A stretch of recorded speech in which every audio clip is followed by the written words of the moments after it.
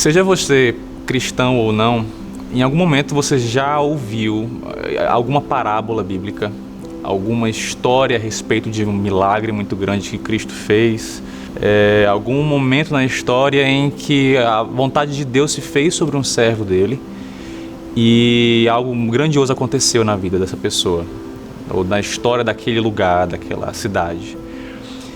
E é interessante observar que, por mais que esses acontecimentos tenham sido repetitivos na história, e não somente no passado, não somente na Bíblia, mas a gente os veja ainda hoje, às vezes se torna um pouco difícil de nós acreditarmos nas coisas que a palavra de Deus nos fala e nas coisas que acontecem na frente dos nossos olhos. Recentemente nós tivemos testemunhos a respeito de pessoas que tiveram cura de câncer, de gestações que estavam em situação muito delicada e a criança nasceu com tanta saúde. E mesmo assim a gente insiste em duvidar muitas vezes e nos comportarmos como incrédulos, né? No capítulo 12 do livro de João, o texto ele fala a respeito de um momento onde dividiam-se os cristãos que criam no Jesus, no Messias, que trazia ali uma boa nova e que trazia a salvação. E existiam também os fariseus, em que não acreditavam na mensagem desse Cristo. Alguns também, apesar de ouvirem essa mensagem e crerem, eles decidiam não expressar isso. Eles não verbalizavam aquilo que eles tão claramente viam com os próprios olhos, né? Os versículos 42 e 43 do livro de João, capítulo 12, eles dizem o seguinte: muitos líderes dos judeus creram nele, mas por causa dos fariseus não confessavam a sua fé com medo de serem expulsos da sinagoga, pois preferiam a aprovação dos homens que a aprovação de Deus. A gente às vezes tende a achar que os milagres que Deus faz e que a atuação dele na nossa vida às vezes são obras do acaso, são apenas coisas da nossa imaginação, e não percebemos que ele é um Deus que é atuante na vida da gente. E quando essas coisas acontecem conosco, a gente crê por um momento, mas as circunstâncias, o que as pessoas olham e pensam a nosso respeito, acabam por muitas vezes fazer a gente se encolher e guardar aquilo pra gente.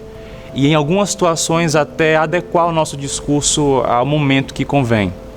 E existe uma grande questão, existe um grande problema com essa situação. O nosso Jesus, ele em momento nenhum negou a obra que ele veio fazer. Em momento nenhum ele se intimidou pela situação e pelas coisas que estavam sendo colocadas na frente dele. Pelo contrário, ele tomou as nossas dores e morreu por nós, né? Crer, não se trata de nós termos medo em situações como essas, e nem muito menos adequarmos o que a gente fala ao momento que convém, que de repente fica mais confortável. Talvez se todas as vezes que nós fizermos isso, a gente fizer porque a gente assim se sente melhor, a gente está adorando Deus errado.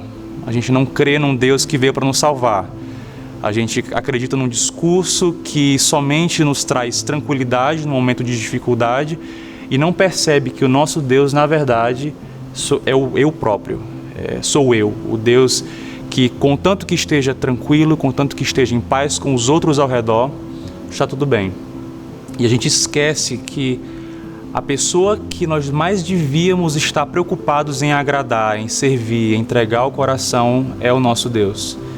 É o nosso Jesus, que veio e morreu por nós, e nós muitas vezes cedemos às pressões ao nosso redor. Talvez você se sinta sozinho em alguns momentos em pensar que você é a única pessoa que, quando chega num ambiente da faculdade, do seu trabalho, você é intimidado pelas situações e diz: não, eu vou ficar aqui só, e você talvez tenha vergonha de em alguns momentos admitir isso. Infelizmente a gente passa por esses momentos, e você não está só. Nós passamos muitas vezes por essas circunstâncias. E o convite do Senhor para a gente é que, independente do momento que você esteja vivendo, ou da quantidade de vezes e circunstâncias em que você tenha cedido às pressões e tenha se comportado como um incrédulo, Ele mais uma vez te dá a oportunidade de dar um passo fora da sua casa, de dar um passo nas redes sociais em que você se comunica com as pessoas que te seguem, talvez. e expressar o amor dele por você e por mim, se comportando como alguém que acredita de fato na obra messiânica do nosso Jesus, que não somente veio, mas que veio e realmente nos salvou, que realmente nos curou e que nos trouxe de volta para o Pai. Então, se você estiver nesse momento passando por uma situação onde você está cedendo às pressões ao seu redor, lembre que o nosso Deus não fez isso por nós. Ele não cedeu às pressões. Muito pelo contrário, Ele nos amou incondicionalmente. Que esse seja um desafio para você hoje e sempre. Expressar a crença e o amor por nosso Deus.